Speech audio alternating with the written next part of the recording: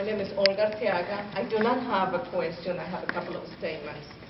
First of all, I've been living in Norwalk for 34 years.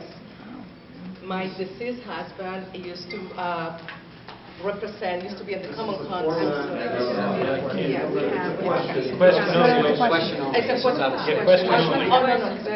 Okay, my question was, did you, when they took the question that why none of the workers report to the police department, why do you think is that? Why they don't go and report that they have not been paid? Well, I think I answered that, and the answer is because they didn't feel comfortable doing that. But when I took over as police chief, I made it a point to have our officers go up there, stationed up there, being an outreach, being a resource for them.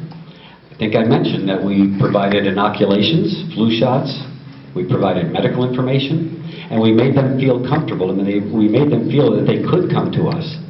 And so if there are others, perhaps that don't feel comfortable, then perhaps we need to do more of that. We need to get the officers up there more frequently and show them that they have nothing to fear from the police department. In fact, if a person is a victim of a crime, we want them to come to the police department. Every person, and make no mistake about it, these day workers, undocumented or not, while they are in the United States, while they are in the city of Norwalk, they have the same constitutional rights as every other person here. And we need to let them know that, because they don't feel they do. They have the same constitutional rights as every citizen of the United States, as every resident of the United States. So, as I said, we've done a lot to reach out to them, and we will continue as mayor to make sure that we continue to do that. Interesting.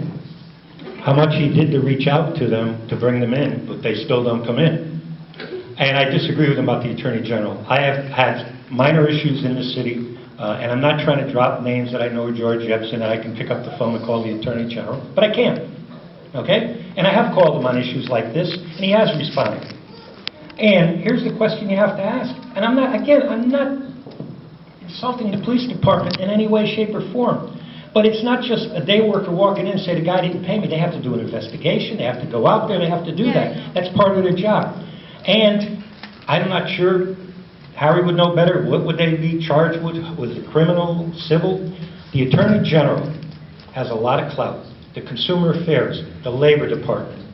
And again, if it's on an individual basis, we can help. But if you have a group, if you have 5 or 6 or 7 or 8 at the same contractor or the same employer that have not paid, that's even more important. Then now you go and you say, look, I just don't have one, I have 8 or 9 people. And then you go to the Labor Department. That's the thing. The local police can do it to a degree, but you want to put these people out of business. You want to take their contractor's license away from them. You want to slap them with a fine. You don't want them to get a summons. This is what you want done, and this is the way to do it. And again, misleading information about why that was canceled, and I'll stand by my statement, and I'll stand by the documentation I can provide.